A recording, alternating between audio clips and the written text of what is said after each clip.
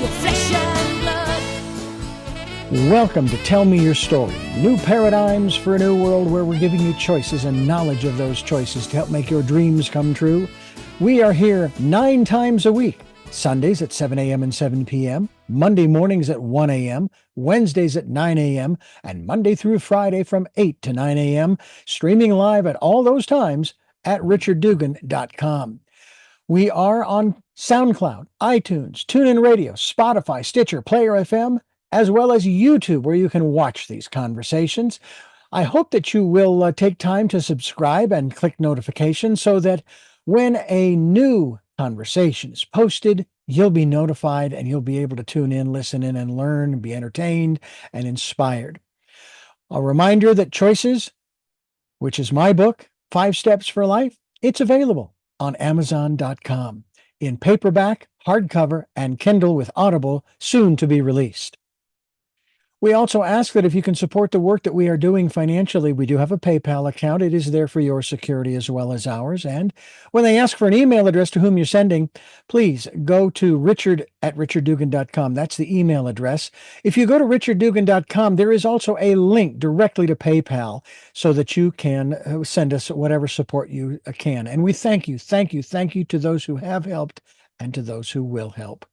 We also ask that you take time during this decade of perfect vision, the 2020s, to go within to that quiet, peaceful, calm, still place and listen to that still, small voice.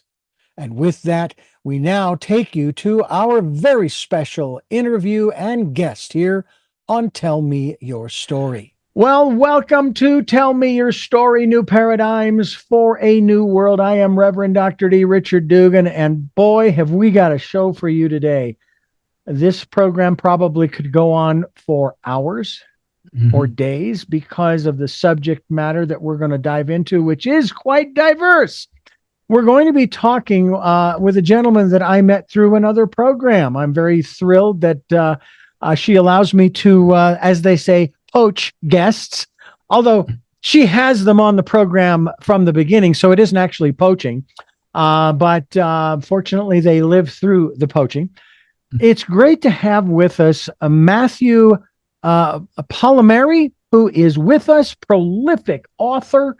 I got to tell you, folks, he's got a lot of books, but the main reason is that we're going to talk about a particular book, and I'm not even going to try to pronounce this, Matthew. But it is the mother. Let's see here. I have to actually open this up here. And we're going to talk about this book entitled The Mother of All the Plants and the Voice of the Pachamama. Is that how that's pronounced? Pachamama. Pachamama. Yes, sir. Now, but there's a name in front of that, and it goes something like AYAHUASCA. AYAHUASCA? Not bad. It's ayahuasca. Ayahuasca. I should know that because ayahuasca is something that I studied. There's a DVD out there that we have a copy of about, I think it's DMT, something like that is sort of the chemical acronym. And I watched this video. It struck me so profoundly, Matt, that I said, I have never been interested ever in school, grade school, high school, college, what have you, with all of my peers, smoking marijuana and taking this drug and that drug and the other drug, not because it was illegal and not because it was bad for you. It's just, it didn't interest me. But when I saw this video, Matt, and I heard of the experiences that some of these people had, I sat there going, if I could experience that in a controlled safe and controlled environment, I would want to do that. And the one example that I saw in the DVD was of a young man who said, I was wherever he was, and I was doing this and I was doing that, and it's like days and weeks and months went by, and on and on and on and on, and it was just incredible. So how long was I gone? Oh, you're gone about 10 minutes. Classic. And I thought, wow. Now, the reason it's wow to me is because man is the one that created this concept called time. If you were out in the universe, let's say traveling across, let's say you were aboard one of the Voyager probes, there's no time out there. You have no clue as to what time it is unless you have a chronometer of some sort on board. But then that kind of goes by the wayside. And what was it? I'd heard it said that if you were to leave Earth and you could travel, I think it was if you could travel at light speed, all right? And then you returned. And let's say it was only, you were only gone for a week, but you were traveling at light speed and you came back at light speed. By the time you got back here, everybody that you knew would be gone. Matter of fact, there might be several generations that would be gone since you left. I mean, so man is the one that created that. First of all, shamanism. How were you introduced to that? We'll get into ayahuasca. Thank you for clarifying my horrible pronunciation there. But how did you become a shaman? Well, first off, I always like to say I don't like to call myself that. Okay. But it's okay, because if I make that stink too much, it draws attention to it. But there's a lot of pop culture stuff. Like one time I gave a lecture to a large group, and some cute little 22-year-old came running up to me. My boyfriend's a shaman. Here's his business card. And there's a lot of disinformation and young people who get impressed, who call themselves that. So I try to refrain from it. But again, if I make too much of a stink about it, it draws too much attention to it. So you can call me whatever you want. You can call me late for dinner. You can call me, hey, you with the clothes on. I don't care. You know, I'm not going to make a stink about it. But just for the record, I don't refer to myself as that. I love Shamanic Explorer, which is on my website.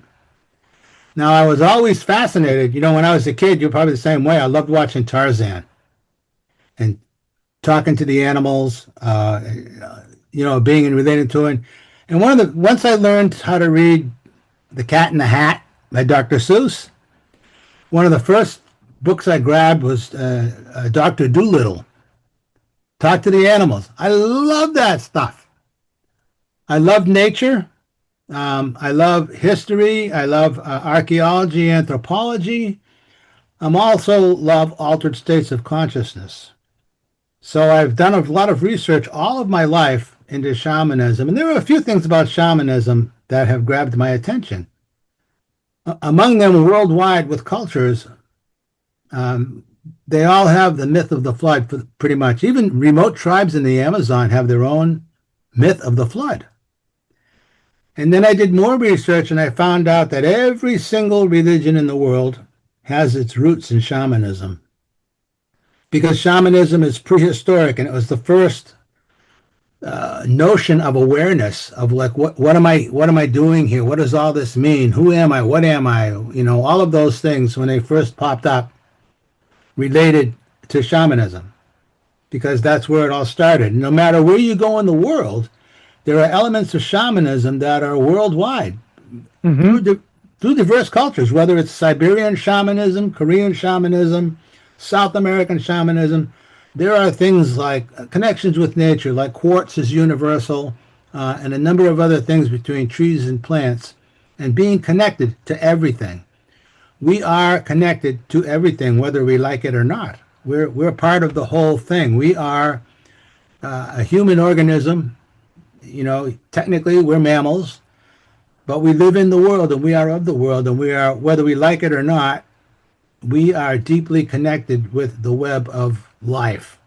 And one of the problems we're having these days with all the technology and stuff is that we're getting increasingly separated from it. So the roots of it, and if I can pick any religion, it doesn't matter.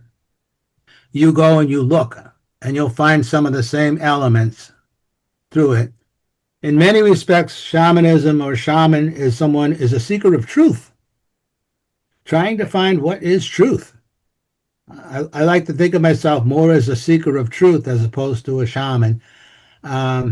Another thing is people don't really understand shamanism, and they think you're gonna put a curse on them or have a voodoo doll or go, with all the woo-woo stuff. There's a lot of misconceptions about it. Yeah. But when you break it down to the core, it's quite simple, and it goes back to the beginning. Shamans were the first teachers, healers, performing artists, musicians, healers, psychologists. They were the first of everything. And then, everything else has gone from it. I've annoyed a few Christians here and there because I don't know if I'd annoyed them, but I got asked to teach a writing workshop for some Christians some years back. And shamanism came up. And they were like, well, isn't shamanism, evil spirits and all that? And, there's light and dark in all religions. There are very good priests. There's some bad priests out there. No matter, I just priest as an example. Go to any religion and there's always good and bad. But the universality of it really, really appealed to me. And the more I dug into things, the more I found the parallels. So these Christian women, they asked me all those questions, and I said, let me ask you a question. I said, did Jesus believe in the oneness and connected of everything? And they went, oh, yeah. I said, did Jesus believe in unconditional love? Oh, yeah. I said, was Jesus a healer? Well, of course he was. I said, well, then Jesus was a shaman. And they were all like, Yeah.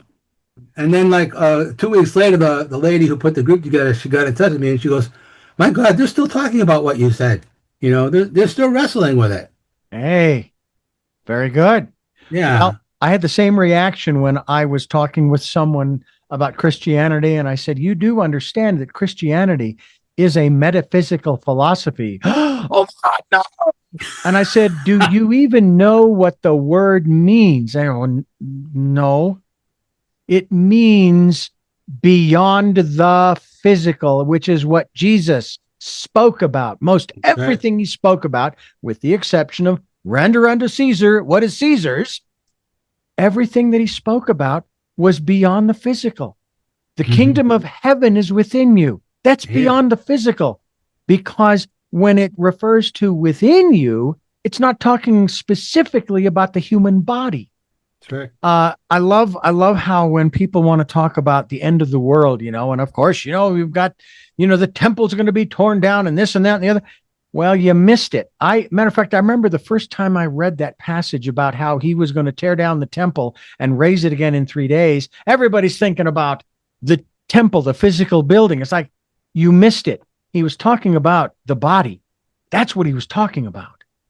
And so I've just been fascinated. You have one of the most amazing, I'm scrolling through your library, The Small Dark Room of the Soul, Land Without Evil, Spirit Matter, a memoir, The Infinity Zone, a transcendent approach to peak performance.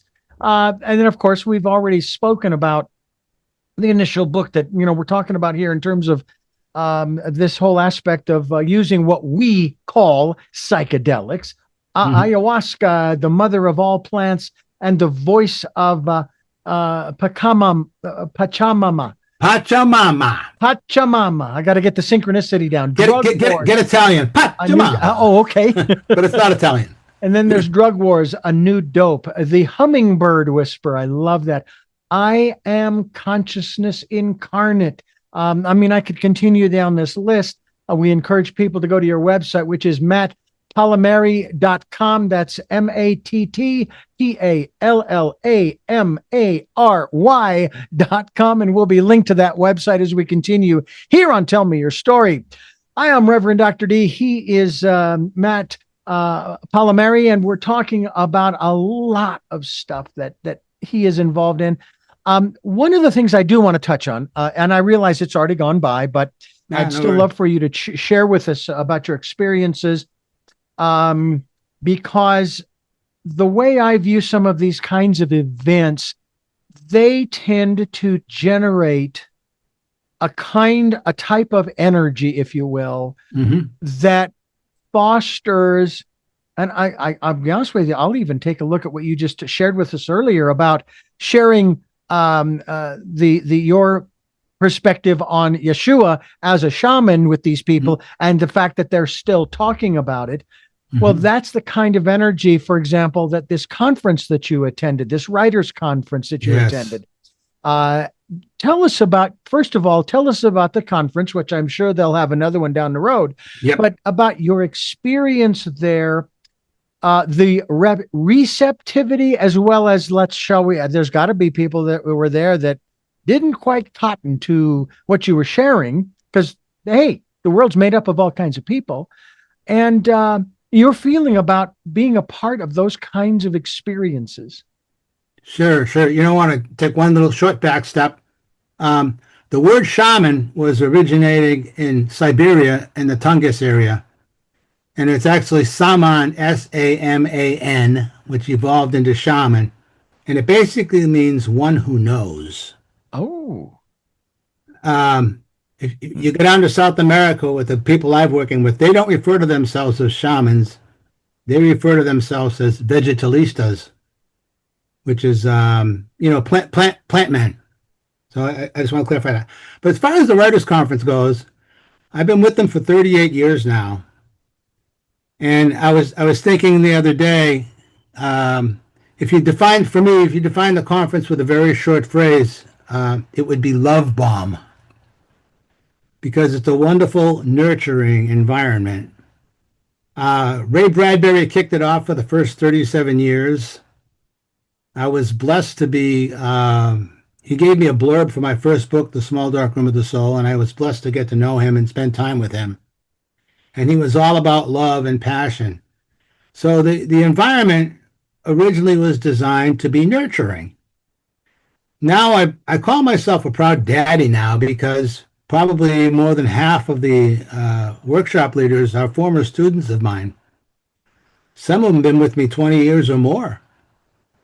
And I used to have a joke. So when I started back in 1988, that was my first year. And then 89, I unofficially led a workshop that was blessed by the conference. And then 1990, they asked me to teach full time. And it was horror, fantasy, and science fiction. And I filled in a gap. They needed somebody like me. I wasn't fully aware of all these things at the time, but they needed someone to fill in gap for the younger people. And the first time I did it, I had like 30 people show up. And I ended up being the youngest workshop leader for about 15 years.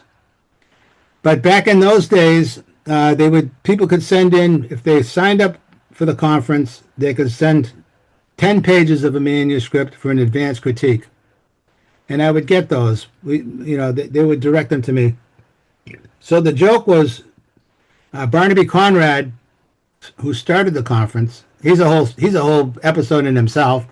But he loved me, and he affectionately called me the weirdo.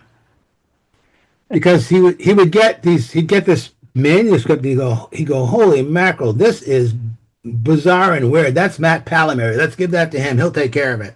Right? Yeah. So it was a term of affection. So I'd walk in, he'd be up there speaking. I'd walk in, there'd be a few hundred people, and look, there's no weirdo, like that. Mm-hmm. There was a running joke between us because Barnaby was the only person in his day to fight bulls in Spain and in Peru and in Mexico. And he was a bestseller at the age of 29 for a book called Matador, which was the last day in the life of Spain's most famous bullfighter. So he was teasing me about being the weirdo.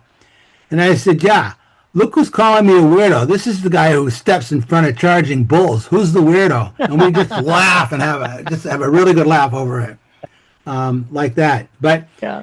It really has become my family. It's a nurturing environment. I have a bunch of young ladies who admit to being my groupies.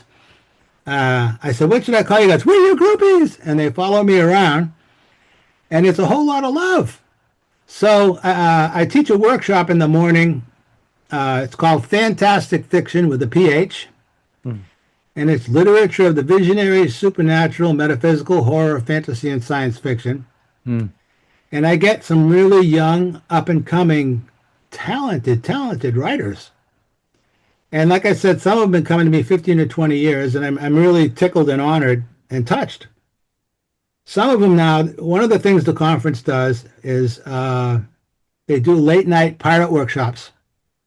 So after 9 o'clock at night, you can go to a reading critique pirate workshop and go until all hours teaching. I used to run one down in San Diego. They called it the Rogue Workshop when I was with the Southern California Writers Conference. And I don't know if the record still stands, but I had the record for like 6:30 in the morning, cranking them out. Mm-hmm. But the guys now, there's 4 guys who are all former students of mine, and they do the pirate workshops and stay up late, and then they'll show up in my workshop in the morning. I'm just touched by that. I mean, I love those guys. They're all my children. Wow. You know, there's ladies. So like I said, probably half the staff now are former students of mine. And they made me the ombudsman. Grace Rakow, who runs the conference, she made me the ombudsman. And those are really big shoes to fill.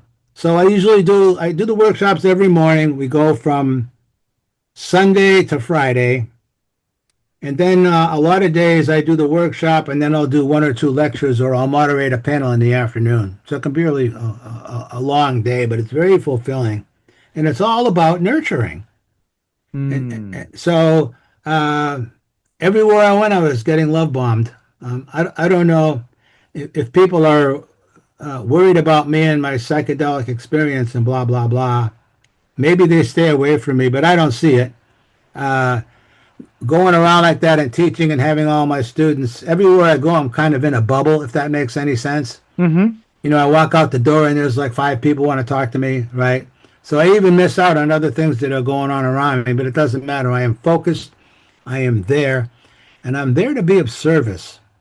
And one of the big elements of shamanism is to be of service. So I'm honored to be of service. I think it's a very powerful and sacred role, and I'm carrying the torch for Barnaby Conrad and Ray Bradbury and Charles Schultz. Charles Schultz came every year. We call him Sparky. Yeah, his son Monty bought the conference, so Monty Schultz owns the conference, and he foots the bill, and he makes sure it happens every year, and we're very much in deep appreciation for that. And we spend... This conference, where does this take place? Now we're at the Mar Monte Hotel in Santa Barbara. It's on Cabrillo Boulevard, right near where the zoo is. And this was, I think, I lose track a little bit. I think this was our 53rd year doing it. And it's got, all kinds of famous movie stars and writers have come and spoken. This year, Fanny Flagg returned. Really? Wow. Yeah. Oh, yeah. Fanny wrote Fried Green Tomatoes at the Whistle Stop Cafe and a number of other books. And she first came to the conference 50 years ago. In fact, she spoke on the exact 50th year anniversary day. She was the opening keynoter. Wow.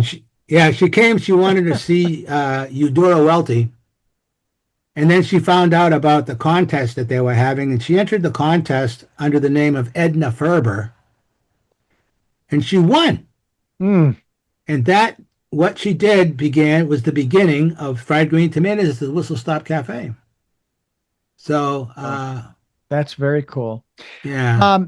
We're talking with Matt Pallamary, and we're talking about his work and his life and the things that he's doing here in the material world that it will affect all of us in some fashion, especially having heard some of these things. There's a book I want to talk to you about in just a moment, but I just want to remind those of you who are watching and listening that Pat Pallamary and I, Reverend Dr. D, are here on Tell Me Your Story.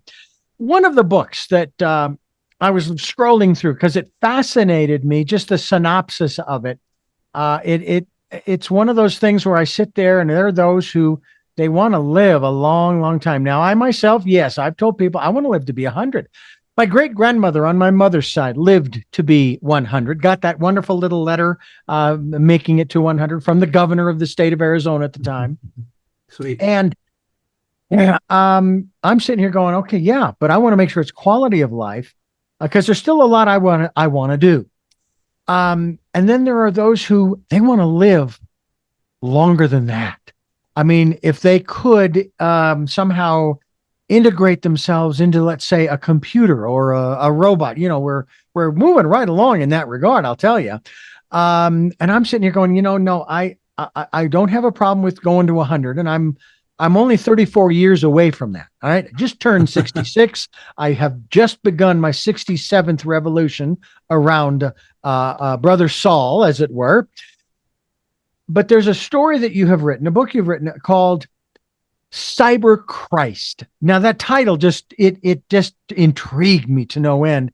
And basically, for those of you who are listening and watching, it's a story of a prize-winning journalist who receives an email from a man who claims to have discovered immortality by turning off the aging gene in a 15-year-old boy. And I'll leave it at that. You get yourself a copy by going to Matt's website.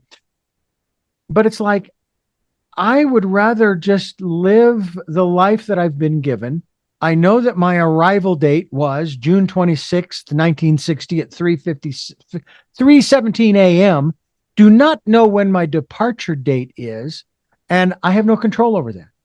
I could go tomorrow, or next week, or next month, or in 10 years, or maybe the universe and the powers that be in the universe will say, all right, yeah, we'll let him suffer through another 34 years. Sure, why not? I'm just curious as to your thoughts about this.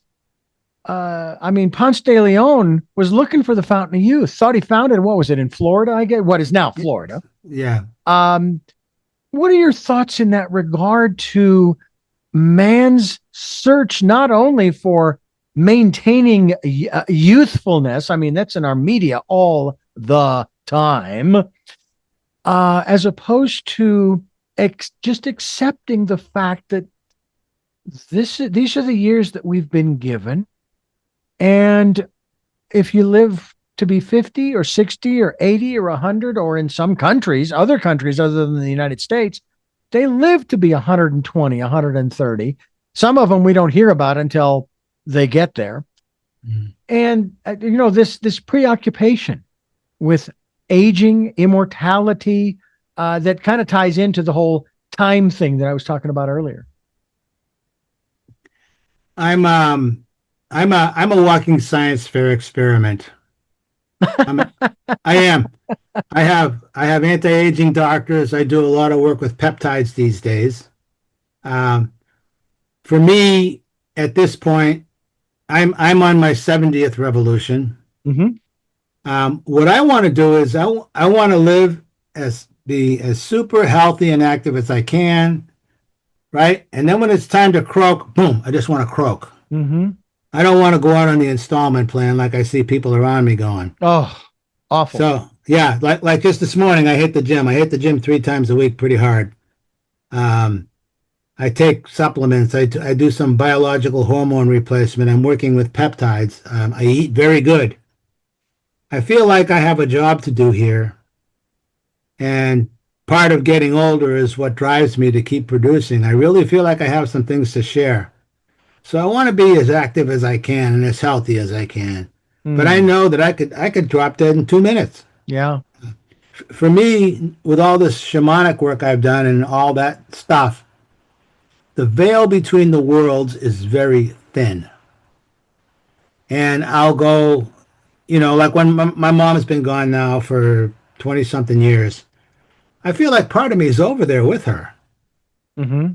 And I feel very connected, and I feel very blessed. I'm going to go down in October for my 15th 10-day ayahuasca plant diet. And I don't know many people that have been able to do that as extensively as I can. When I started, nobody even knew what it was, let alone trying to pronounce it. Nobody knew what it was. And I was very much sort of undercover with it, for lack of better words. But they're 10-day intense dietas, and you learn a lot about yourself, and you learn a lot about life and reality. And I like to think of it as a tour of the jungle from the inside out, because you really become one with the jungle. and you escape from all this technology and all this Wi-Fi and electronics. If you look at a picture of the Earth at night and there's big black spots, I go to the middle of one of those black spots is where the shaman's camp is. And you're surrounded by nature and it's always noisy. I love the noise. It's a symphony to me. Mm-hmm. And you can be laying there in the pitch dark and then you'll hear a little shift in the sounds of the animals and you'll know that sunrise is coming before it happens, just by the way the sounds change.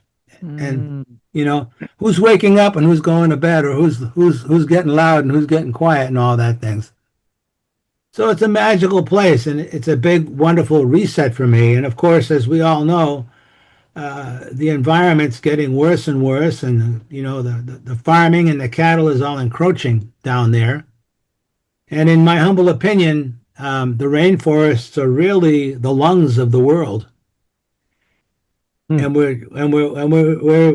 a cancer in a way, because all we're doing is consuming, and they're diminishing, and all the CO2, all that stuff. Yeah. So it's made me more conscious of being an ecological person. Yeah. For lack of better words. Yeah. Well, I will tell you that my wife and I, we moved to Twin Peaks, California, which is right near Lake Arrowhead, to this beautiful house. I have to think that, well, my wife and I have talked about this, and we do believe that there's a reason why we're here. Mm-hmm. We may not have picked up on it completely, but it's like you are where you are for a reason. And we were in Santa Barbara for a period of time. I had a good friend who was very intuitive, very, very connected, if you will. And she often told me when she was alive, she says, you are exactly where you need to be right now in Santa Barbara. That's where you need to be doing what you're doing. And then, of course, last year we began the sojourn to this space. And I kind of hear her sort of in the background, saying, and now you are where you need to be because of some of the things that are about to happen in the material world. So you will be safe. You will be protected. You will be in a space that is good for you energetically, not only energetically, but obviously physically. So I'm most appreciative to her. We had some great conversations. And the one thing, it's kind of like you with the word being called a shaman. She did not like it when I referenced her in our conversation as a mentor. She says, I'm not a mentor. She says, I'm your friend. I'm a good friend. I don't like that. Okay. All right. Because everybody's got their proclivities, that kind of thing. Yeah. So it's this life has just been so much fun. And I want to continue talking with you about some of these other things that sure. Fascinate me as we continue talking with Matt Pallamary, and we're talking with him here on Tell Me Your Story. This is a program designed with new paradigms for a new world. And of course, Matt and I are both sort of kindred spirits in that regard. We're of a belief that, there you go, a little knuckle bump through the Zoom lens there. That I'm a very optimistic person. Okay. And it's part of the reason why I wrote the book that I did called Choices, 5 Steps for Life. Now, it was based upon a flyer that I had put together for my wife 25 years ago. Matter of fact, the anniversary is coming up. 25th anniversary is coming up in August because she was diagnosed with a rare form of cancer, went through the surgery. And then I remember in some of the interviews up to that point that I had done, they said, what really kind of helps people who are healing, who are going through that process and they're struggling and what have you, write out little notes and things and put them all over the house, in the sock drawer, in the silverware drawer, maybe in the dishwasher, maybe on the lid of the washing machine and in the medicine cabinet and on and on and on, just as little reminders. And of course, it's interesting. I was unpacking one of my file cabinets here just a few weeks ago, and I actually came across a stack of notes that my first wife left for me all over the house when she went off to guide dog school for a month. Okay? She was gone for a month, and she hid all these little pieces of paper around, and I was looking through those. I thought, that's pretty cool. So I left this flyer. I created this flyer with 5 steps as far as choosing, because I asked her when she went in for her surgery in August 10th of 2001. I said, do you want to live or do you want to die? I may not like your choice, but I will support you in it. And thankfully, she wanted to live. And she's been doing great ever since, free and clear of it. And it took me 23 years to bring that to publication. September of this year is the second anniversary. 2024 is when I published. Mm-hmm. And I kind of say that I procrastinated getting it published. When I would say on the program, this year's the year, I'm going to make this thing happen, in the teens, and as I headed into the 20s, now I'm going to do it this year. And finally in 2024, June, I said, I want to get this thing published before my mother's 90th birthday, which is in September. And I did it. I finally did it. I felt compelled to get it done. And people used to tell me, they said, it will be released, it will be published when it's time. And that brought me to the thought about, with you and your prolificness, if you will, do you consider yourself sort of a conduit for the universe in releasing these wonderful works that are available through your website? Absolutely. It ain't me, babe. Stephen King called it falling into the page. And once I tap in, I'm amazed. I've really worked. One of the things, I'm not going to go off on an AI tangent, but one of the things I've cultivated all these years and I learned from Ray Bradbury and Barnaby Conrad and all those guys is working with my subconscious, knowing how to feed it, let it go and go off and do its thing, and then it will deliver. And I noticed, I'll read some things. This happened to me many years ago now, and it still happens to me time to time. I take a long time between drafts. Like when I finish a first draft, I forget about it for a month. I won't even look at it. And then I go back, and then I start a revision. But I've had a number of times, and I'll read something, and I'll go, wow, this is brilliant. This is great. I didn't write this. Who wrote this? Right? And it comes out, and it comes out, and it flows, and things you don't realize come out with great surprises. And it has to do more with trusting your subconscious. And of course, your subconscious is connected to bigger and bigger, into the collective and into archetypes and all of that. And I really do feel like I'm, for lack of better words, tuned in. And it's not me. Mm-hmm. It's something bigger. I like to think that I have found the cosmic vibe, the cosmic radio station, and I've tuned into it. And basically I go, okay, what do you want me to do? Here I am, reporting for duty. What do you want? Right? And it keeps coming, and it keeps coming. And then, you get to a point, I'll go, oh man, I'm not doing this anymore. I'm tired, blah, blah, blah. And then, 5 minutes later, okay, great. You're not doing it anymore. Now what are you going to do? Right. And I've been cultivating it all of my life, and it's getting better and better and better. And I get feedback, I've got something like 45 writing awards. I lost track. To get that validation and to get a nod from somebody, even like you, I appreciate the fact that you recognize we are kindred spirits. I really appreciate the fact that you're having me on your show. You get it. A lot of people don't. And a lot of people call me mentor. That I have to accept. You want to call me a writing guru or a mentor, I'm okay with that. And I always like to say I'm not really better than anybody else. I just have more words under my belt. Mm-hmm. And then I help people and I work with them. And they can learn things that might have taken me some years to learn. They may do it in a short period of time because I've already sort of done the background work, you know. Mm-hmm. And a real quick little funny story. A very dear friend of mine, Holly Cormier, she started Acorn Publishing, which is a hybrid publisher. I think they're the biggest publisher in Southern California now. She's one of mine, and she used to call me the writer god. And she'd tell everybody, "This is my mentor Matt. He's the writer god." And she'd go on and on and on. So I was talking to her one day, and I said, "Hey, tell Julian, your husband." I said hi, and so he came back and said, "What up, dog?" And so she said to me, "Why do you guys call each other dogs?" And I said, "Because we're acknowledging that we are dogs and we know each other." I said, "And by the way, dog is God spelled backwards. I'd feel better if you'd call me writer dog instead of writer God." So now she calls me writer dog. I'm more comfortable with that. You know, what's fascinating for me is the esoteric books that I have read over the years.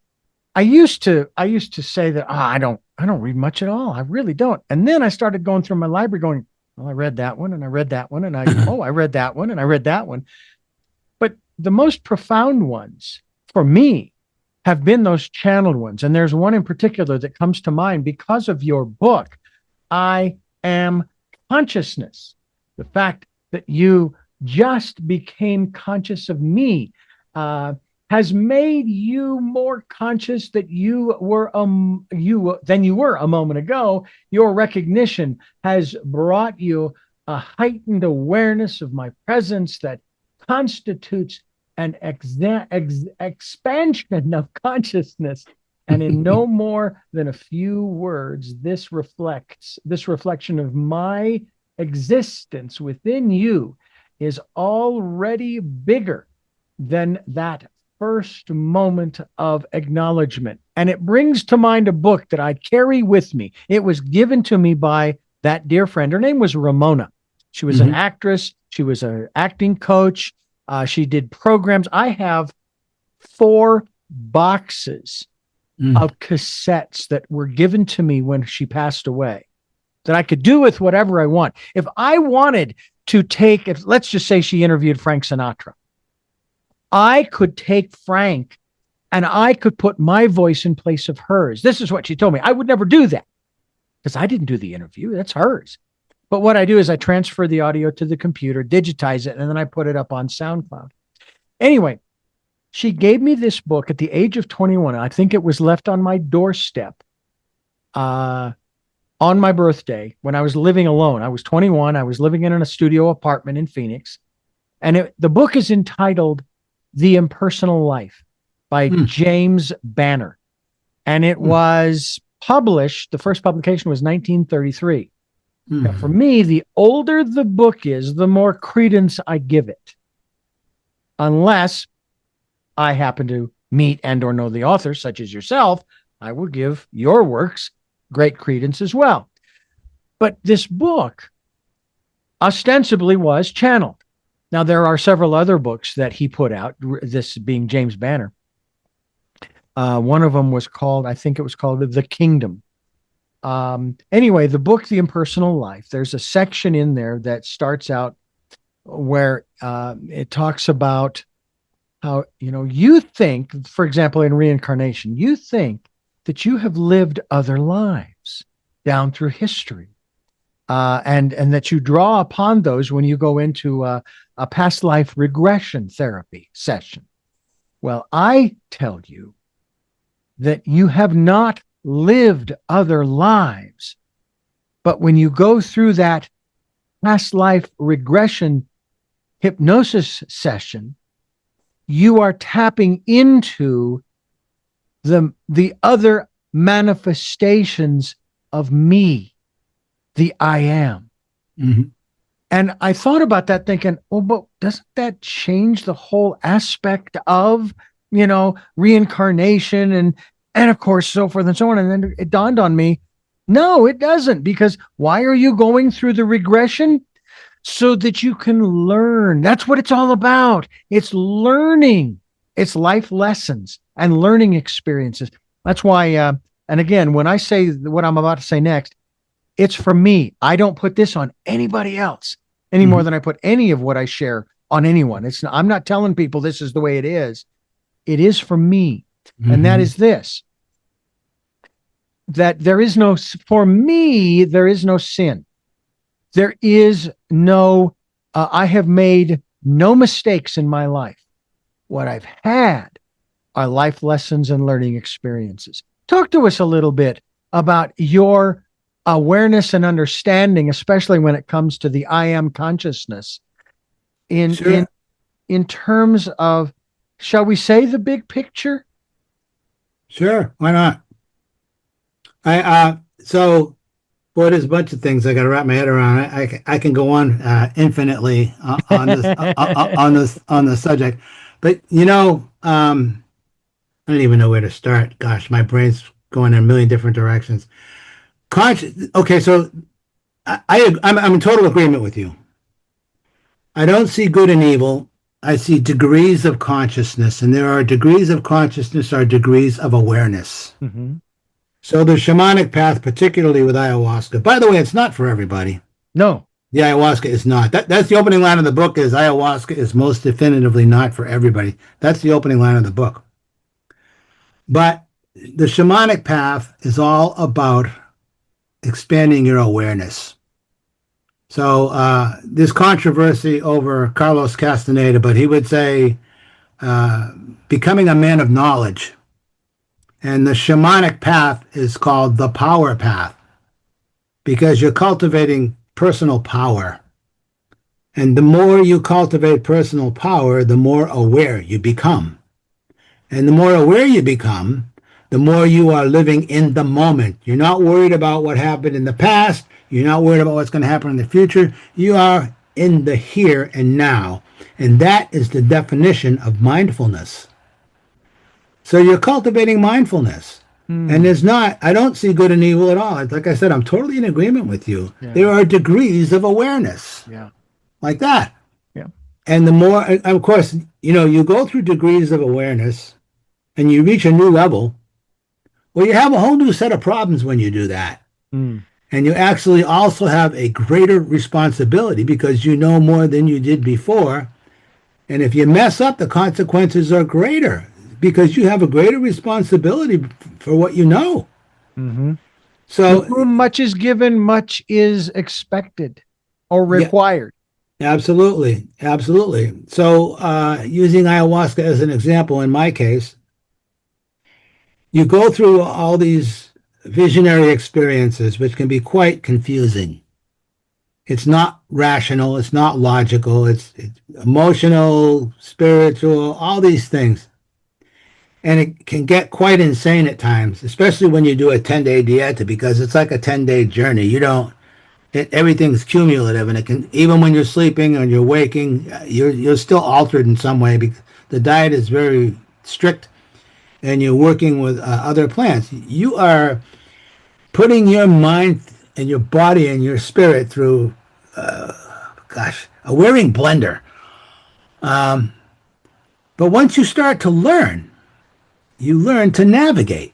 Mm-hmm. You learn to navigate altered states, highly confusing states sometimes. You learn to navigate them. And then you find yourself in a situation in everyday life, and you'll find yourself in a very surreal situation. And you realize, well, I've already been through this in this other experience that I had. And you can be aware and you can navigate and function and you can be there for other people. When I've taken people on journeys like that, I've led ayahuasca groups. One of the things I tell them that they love to hear is I will tell them, I will go absolutely anywhere in the dark with you, anywhere, because I've already experienced it. You never know anything. You never arrive. I like to tell anybody, if somebody tells you they're enlightened, you better run. It never ends. It's infinite, which is one of the things I love about it. But in terms of the human experience, if I tell people I'll go anywhere in the dark with you, it really comforts them. They feel good about it. And I've gone there with a number of people. Yeah. Because you need somebody, if you're in that vulnerable state of figuring yourself out. Yeah. If you have somebody, as we like to say, as somebody's holding the space for you and somebody is aware of what you're going through. And sometimes it's just a matter of holding their hand or comforting them, or even sometimes it can get, for them, they go through almost like an infantile thing. Yeah. And you treat them like a little baby that needs some loving and nurturing, and you guide them. Poof. Yeah. And they come out the other side, and whatever particular trauma it might have been, and many of them go back to birth and beyond, they know that they're in safe hands, and then they can allow themselves to be uninhibited and to let it out, because you got to go through those things. If you're going to heal a trauma, you have to re-experience it. Mm-hmm. But you get to re-experience it with what I like to call witness consciousness. So when it initially happens to you, and again, this goes back to birth, and I can go on a whole show just about that. Yeah. But when you go through it initially, it's unprecedented. Yeah. And of course, in extreme trauma cases, you black out. You don't remember it because it's so horrible. It's a survival mechanism that your mind does, right? And you go through those things, and they're blocked, so you don't remember, and it's like a safety thing. But if you get to a point where you go back and you re-experience them, now you're re-experiencing them with some objectivity that wasn't there before. I like to call it mommy or daddy's home. Right? I like that. Yeah. I like that. And you're there with that other part of you, wherever it may happen to be. It could have been your 3-year-old, it could have been your infantile, it could have been fetal development, who knows? Yeah. But you're there watching, you're babysitting, where initially you were totally terrified because you had no idea what was going on. Yeah. Yeah. So you go through it like that, and then you gain more, and you get more aware, and boom. Yeah. Well, there's the macrocosmic and the microcosmic, and then there's what I like to refer to. I haven't found a better word for it, but the microcosmic, which is where we live. Now, on the macrocosmic level, you look out into the universe. You could look through some of these telescopes that we've sent out there, access the data from Voyager 1 and 2, and of course, in the original motion picture Star Trek, they were dealing with Voyager, which was actually Voyager 6, which I don't think we have sent 4, 5, or 6. Anyway, you can access all this data. You can look through the telescopes, and it's, ooh, oh, wow. Oh, wow, that is really cool. There is no duality. It's just, wow, okay? Then you turn inward to the microcosmic world. You've got yourself a nice little electron microscope that allows you to look at living tissue, living cells of the subatomic particles and so forth. And you're seeing ostensibly the same thing. And again, it's ooh, it's ah, it's wow. But then you bring it to, as I said, I can't think of any other word, the micro level, where we live, and it's, oh my God, that was bad. Wow, that was good. And you might attribute good to, oh, that was God. God did that. Oh, the bad, that was the devil. And I will tell you that it took me 5 years working at the Christian station to finally release myself from the concept of this literal entity called Satan, the devil.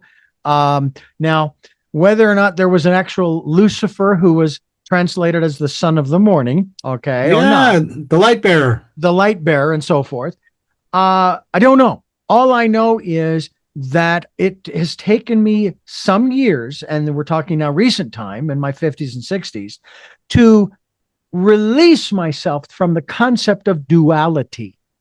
All right? It's what you were just speaking of, not duality, but you were saying it's an awareness.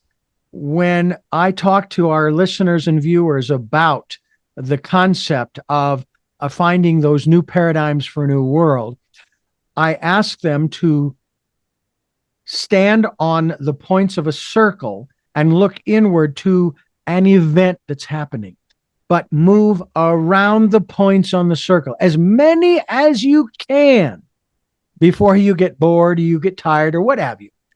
And then you make your own judgment if you must, or your evaluation, or you recognize that you have raised your awareness of that event to such a level that you have a better understanding of why it is this way.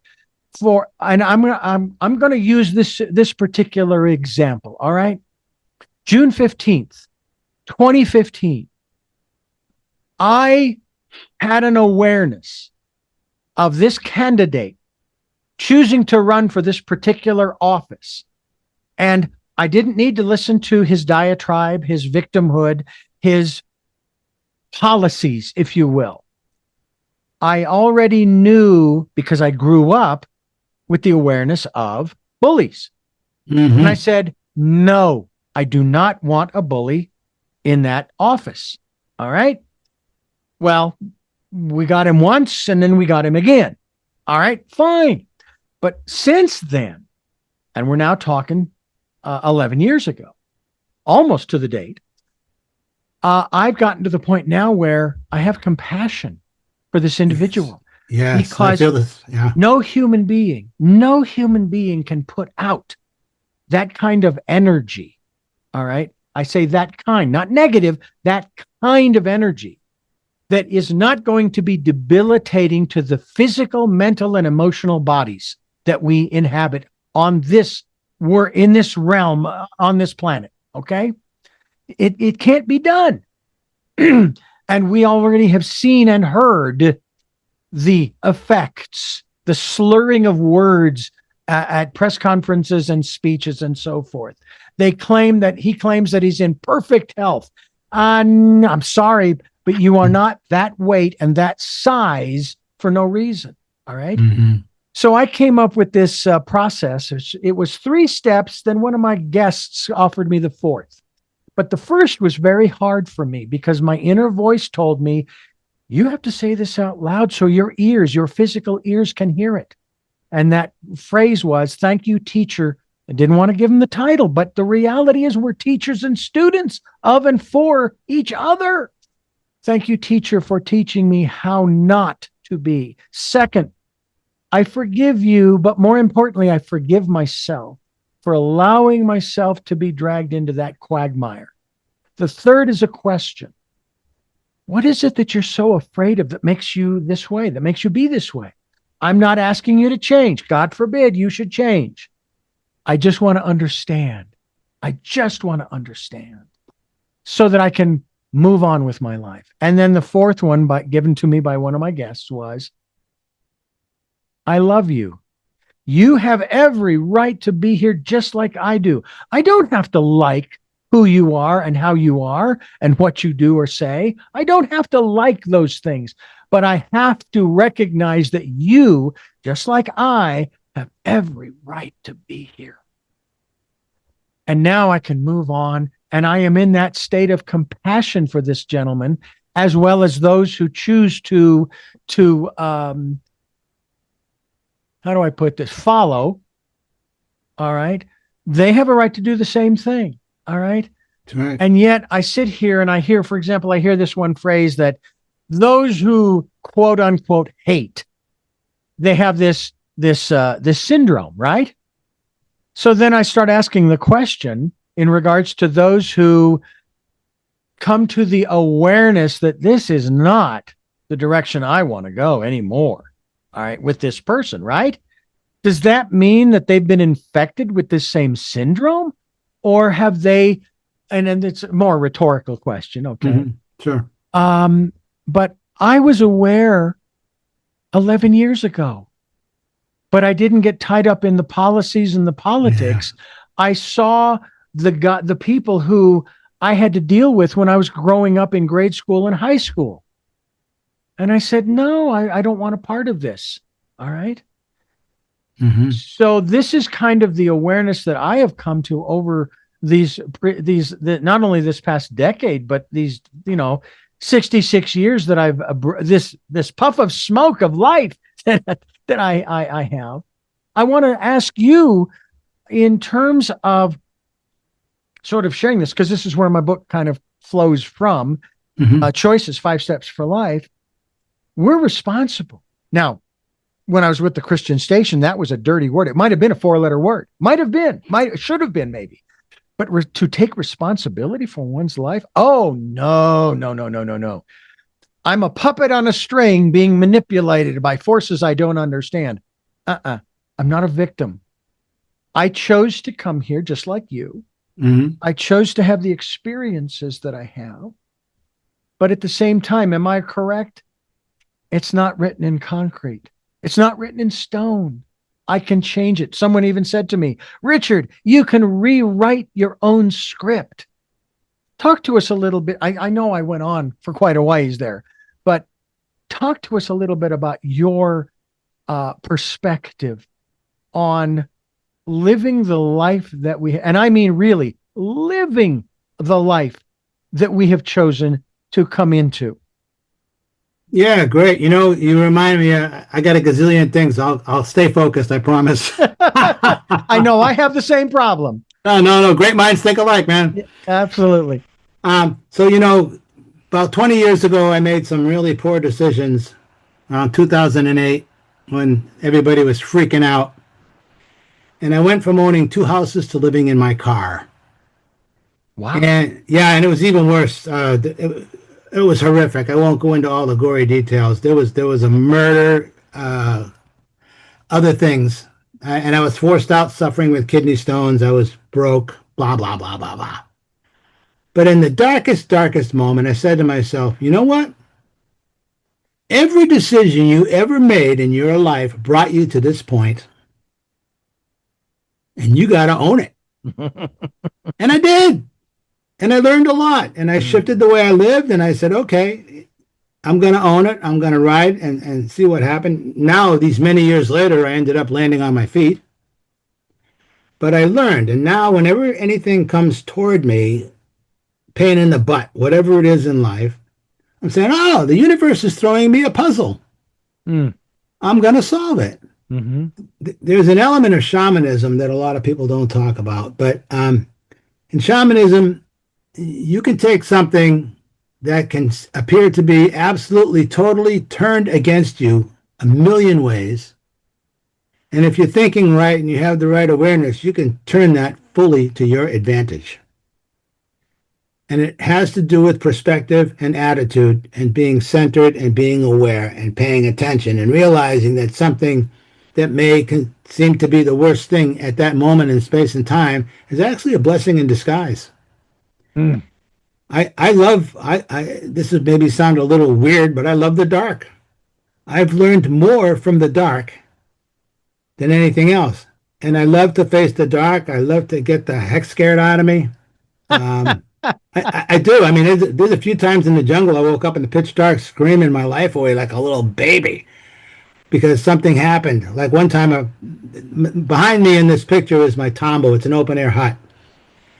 And one night I woke up from a dead sleep. A tree fell maybe 10 or 20 feet away, and it was really loud. And I woke up and it was pitch dark, so I couldn't see, and all I heard was all this chaos coming toward me. Yes, sir, I screamed. And then, a few minutes later, I was like, well, gee, okay, I know I'm alive now. That sure woke me up. So I go along like that and paying attention. I also have a little, I don't know how much time we have, but I have a little perspective on the microcosm and the macrocosm. Please share. All right. One of my books is called the, not anthropocosmic. Anthropocosmic Man. Okay. I've discovered that I don't know if you know much about sacred geometry. I'm a sacred geometry freak. That book is about sacred geometry. And I've come to the realization that the golden mean, which is the divine cut, the golden section, 1.618, is the perfect mathematical description of a hologram. And one thing about a hologram, if you take a hologram and cut it up in a bunch of different pieces, the whole image is contained in each individual piece. Yes. So if you look around you, you look at a hurricane and a galaxy, it's that same spiral. The whole Fibonacci spiral, the expansion of that is based on the golden mean. It starts from that. So, holographic cosmic man, that's what it is. Holographic cosmic man, one of my books. So in the Temple of Luxor in Egypt, there's a temple of anthropocosmic man. And it's a precise mathematical map of the human body. Every doorway, every arch, everything in that temple, everything follows the golden mean. And they say that it is a map of the human body, which is also a map of the cosmos. So we have a universe within us that is reflected outside of us. And you can look all around at different things and see that reflected, whether you go super cosmic or whether you go internal. Even the whole mirror, I mean, you know, we're having a discussion now, and we're breathing, our body temperature is regulated, we're breathing, our heart is beating, we're functioning, we're doing all those things, and we're not even thinking about it. I mean, what a miracle. You know, something you said earlier, I think of my body as a temple. And everything that I put in my mouth is an offering to divinity. Sometimes I might put some things in that maybe aren't so good, but might be a lot of fun. But I'm doing that consciously, and it's not something I do repeatedly and blah, blah, blah. But the point is, I know what I'm doing, and I'm putting it in and doing it like that. So when you start to see things in a holographic way, I also see things in a similar way, and we were talking about time earlier. Time to me is not linear. Time is multidimensional, and everything is multidimensional, and everything is wrapped within everything. It's all inside. You go far enough in, it goes infinitely, and you go the same way outward and infinitely, because in the end, we are all one and the same, and we recognize it in each other. That's why I go around a lot of times and I'm saluting people, because I'm in all of those people. And all those people in me, we're really all one, and we're godlike, living a human lesson to learn what's to learn, to do the work like you and I are doing, and to be there to grow and learn all the lessons. So when I get those things that come at me that are challenging, if I tell myself it's just a little puzzle and a challenge that the universe is throwing at me, it's a lot easier to handle, and I'm not freaking out. Because, you know, one of the best things I ever learned is to shut my mouth. A few times I'd want to go off and straighten somebody out and, you know, all that, and I shut up. And then I'll realize hours later, a couple of days later, my God, I'm so happy I didn't say anything because I was so wrong. But it felt so right. Yeah. Right? So underlying the ayahuasca and my path overall is about integrating the shadow. And that's a whole conversation in itself. But integrating the different aspects of who we are and accepting what we've created, good, bad, and indifferent. They are our creations. And the more you bring those all back home, you become more aware. One of my old shamanic teachers used to call all those traumas and things energy leaks. And when you discover those things and you accept them, because all the things we do, we're trying to survive. I always like to say I'm a cast of thousands. And it's true. I mean, there is some truth to that. Absolutely. It's proven that way to me. And so all those different parts that you're using psychic energy to suppress or whatever, once you resolve them, that unseen energy becomes available to you. And then you'll find yourself in a situation that used to trigger you, and it doesn't trigger you anymore. Yeah. And where your ego or egos used to project, when your ego projects onto somebody else, it's because it's trying not to be caught inside of you. It's a protection mode. If you want to find out what your shadow is, look at whatever anybody in your life does that drives you crazy. That's your shadow. So when you start to see it, and when you resolve some of those energy leaks, you will look at somebody where you used to judge them. And like you mentioned a little while ago, which I love what you said, you go from judgment to compassion. Yeah. Because you see it and you know it and you understand it. And you can have compassion because you realize that that person is caught in a loop, you know, a spinning, whatever. Trapped. It's what's also another element to be added to all of that is the reminder. And I do remind myself of this on a regular basis because certain things happen in my life with my wife, and our circumstances with our home. It's all temporary. It's temporal. This is a temporal world. In 100,000 years, who knows if this planet will even be here, because it'll maybe get hit by something that will just tear it asunder. But it won't matter, because probably in 100,000 years, man may or may not exist here anymore. That doesn't mean that man won't exist, period. It means that maybe we will have discovered a way to become intergalactic. Mhm. Or we may discover how to, I'll use the term, transport ourselves elsewhere without a machine, without a rocket or a spacecraft. That's right. I often think too, for example, of telepathy, for example.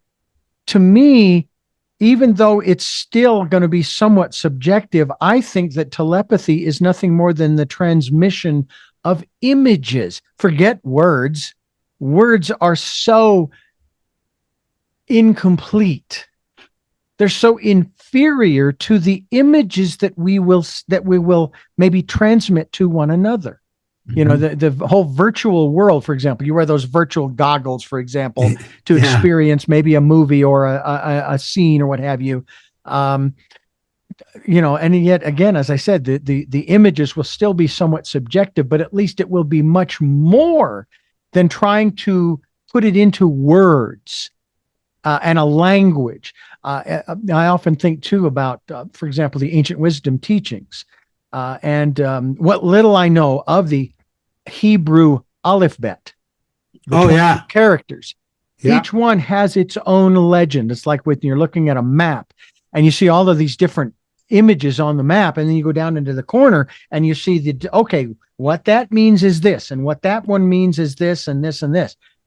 Well, when you start creating words and sentences and paragraphs and chapters and books, that legend is still there. But the moment you translate it into another language, that legend is gone. It is wiped. It's the equivalent of, and this is the best example I can give. You create a document in, let's just say, Microsoft Word.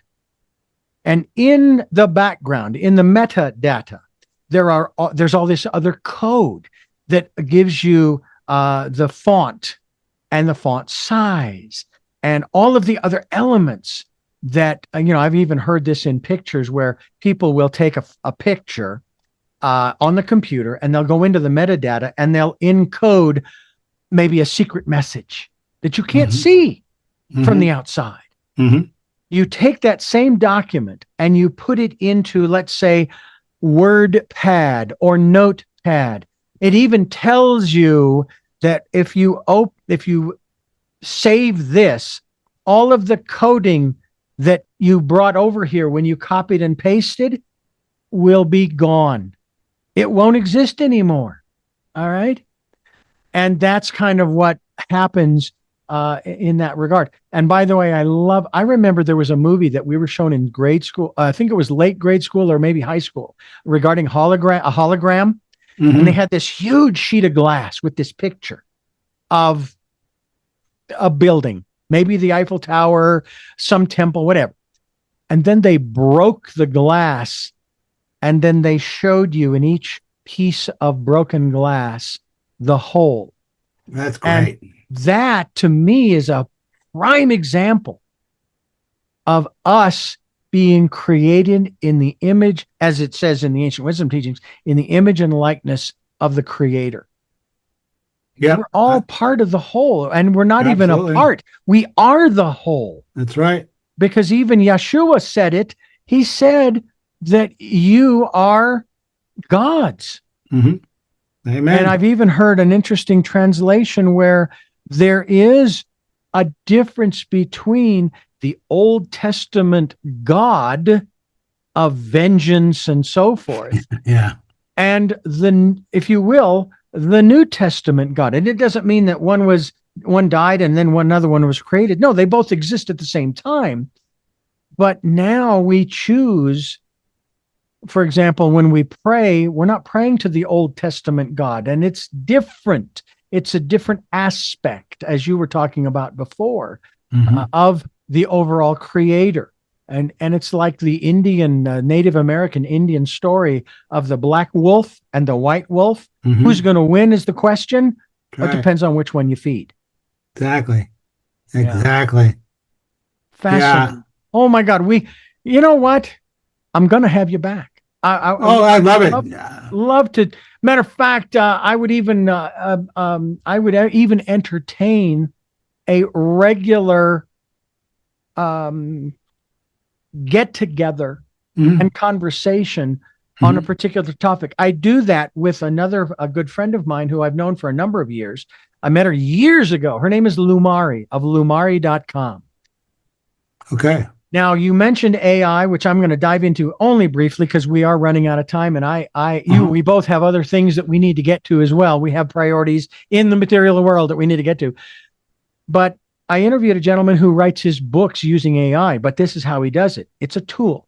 And he said in the interview that I prefaced by saying, I have a bias against AI. And when he shared with me how he used it, I didn't have the bias anymore.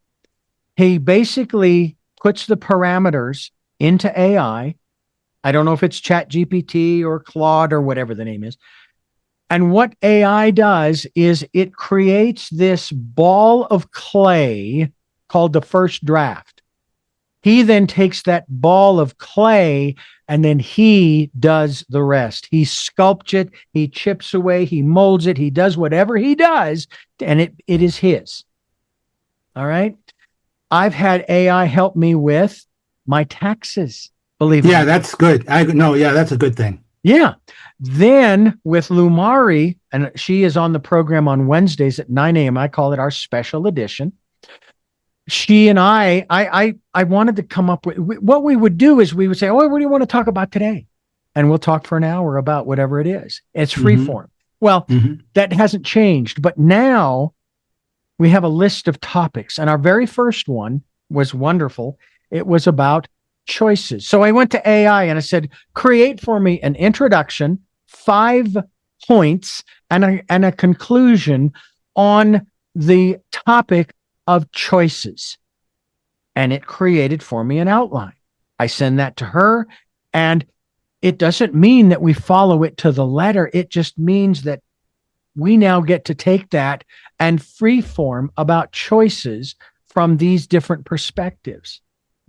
So AI is a wonderful tool, and I hope that people will get over their fears in that regard. And I hope also that you will come back again and we will dive into maybe one of the subjects of one of your books or a particular slant on, again, going back to the temporal aspects. It's like, all right, we have this guy.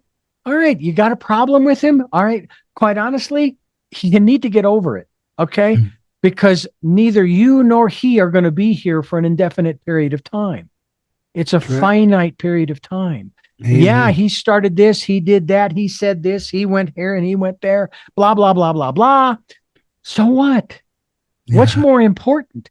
You and what you are doing in your life right now, or your attention being diverted away from your life to his or theirs and so forth. So I think that would be a lot of fun for us to do because we may, and I actually, to be honest with you, I hope there will be times when we don't agree, because it's not that it makes it a better program, but it's the reality of things that as congruent as this program has been between you and I, and that's a wonderful thing. I'm not about having yes people. By the same token, I'm not about having people on who are going to spew negativity, if you will, or that kind of vitriol and caustic aspect. We're trying to make this world a better place for everyone. But but we need to come to an understanding and awareness. So I thank you for being a part of the work that we're doing here to try to foster that. Oh, thank you. Thank you for having me. In my own, I'm making a bad joke here. Okay. In my own humility, you and I are reflecting each other. That makes you brilliant. Well, I will take that in the way it was intended. I appreciate it. I will also tell you, someone told me many years ago, I was 21, feeling a little haughty, a little, self-important. Sure. And they said to me, it is better to begin in doubt and end in certainty. than it is to begin in certainty and end in doubt. And I have held on to that since I was told that. But someone also said to me at the same sort of time period, we were having this conversation, kind of like what you and I were having. And again, I was 21 years old, just getting started, just beginning my search after the age of 17 is kind of when I started it chronologically. And they said, Richard, you are wise beyond your years. And one of the thoughts that went through my mind was, although I appreciated it, thank you very much, I said, will I be able to maintain that? Will I maintain that being wise beyond my years as I get older? Or will my wisdom sort of drop back to my chronological age? And I actually thought about that, and I thought, chronology doesn't really matter. My brother and I were having this conversation at my age of 33 at that time. We were walking in the desert after a family reunion at the Elks Lodge there between Coolidge and Florence, Arizona. And I was sharing with him where I was coming from, which is kind of where I'm coming from today. And he says, well, it's about time you get it, to which must have been spirit that came out, because I said, well, Mike, it's not about when you get it, but that you get it. And that's kind of where I'm at today, because my philosophy and the points within my philosophy are like little straw huts. And I'm willing to burn them all down and start over again. Yeah, absolutely. If something comes along and says, no, that doesn't fit. It's like what I shared with my eldest sister years ago. I said, my beliefs of yesterday are not my beliefs of today, are not my beliefs of tomorrow. Because I'm still alive, breathing, growing, experiencing, meeting people, new people, re-experiencing old people, that have been in my life for a while. And I need to maintain that pliability within the beliefs. And I encourage others to do the same, because people who are following this gentleman in Washington today weren't 10 or 20 or 30 years ago for whatever reason. But all of a sudden, something clicked for them and they said, I need to go this way. Well, when he is gone, who are you going to follow? Now, what are you going to do? Yeah. And so my primer is the autobiography of a yogi, or The Impersonal Life, and many other books. And I was a Baha'i. I was born and raised a Catholic.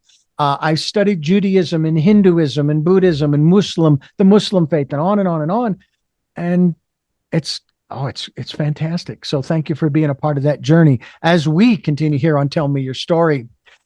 Matt, I want to ask you 3 final questions before we go. And again, my thanks to you for giving us so much time. I got to tell you, these are so much fun. And there are times when I wish they wouldn't end, but they do need to at least come to a conclusion for a preparation for the next time we have you on the program. I love it. But before I ask you those 3 questions, I want to thank you for listening to and watching Tell Me Your Story. New paradigms for a new world, where we're giving you choices and knowledge of those choices to help make your dreams come true. Sundays at 7 a.m. and 7 p.m., Monday mornings at 1 a.m., Wednesdays at 9 a.m., and Monday through Friday from 8 to 9 a.m., streaming live at all those times at richarddugan.com. We're also on SoundCloud, iTunes, TuneIn Radio, Spotify, Stitcher, Player FM, Blueberry, iHeartRadio, Amazon Music.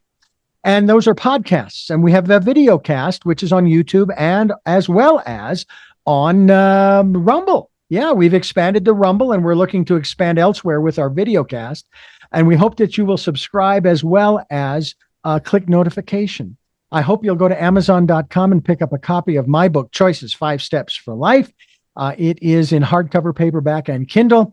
And also hope that you could help us out financially. We can use all the help we can get. We use Zella as well as PayPal, and all you have to do is put in my email address, which is very simply richard@richarddugan.com. We also ask that you take some time during the decade of perfect vision, to go within and to that quiet, peaceful, calm, still place and listen to and follow the promptings of that still small voice. With all that being said, we now ask of our very special guest, and I got to tell you, Yeah, I hate for these to come to an end, but I got to get something to eat before I fall over. Yeah. You've been working hard, man. Absolutely. And those three questions that I'm going to ask of our very special guest are: number one, to the guest, who is Matt Pallamary? Author, editor, and shamanic explorer, and perspiring writer. Yeah, I'm starting to perspire myself right now. Yeah, no, I'm a perspiring writer. That's one of my favorites. Absolutely. Well, second question: what gets you up in the morning?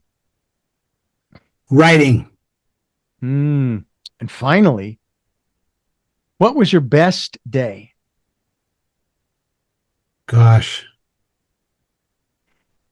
I don't know. I woke up on this side of the dirt. Today's a good day.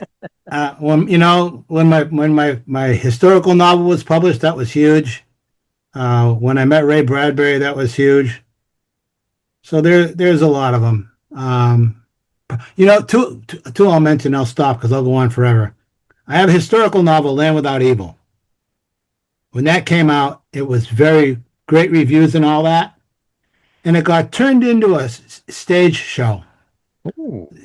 In Austin, Texas. 50 people in the cast and crew, video projection, aerialist, costumes, music, the whole thing. And my mom had passed away by then, but she was a famous child acrobat. That was another story. But I got to sit front and center for 8 shows, sold out the opening night and the 2 closing nights. And I was sitting there and the show was going on, and I was thinking to myself, wow, thanks, Ma. This is so cool. So that was a big one. And then the PBS made a show about the making of the show, and that got nominated for a Lone Star Emmy. But that was probably one of my best. Well, I'll tell you what, I'm gonna have to look that up because I would love to see that. There are some plays that I have seen online. Videos were made of them. One of them was Harry Chapin's.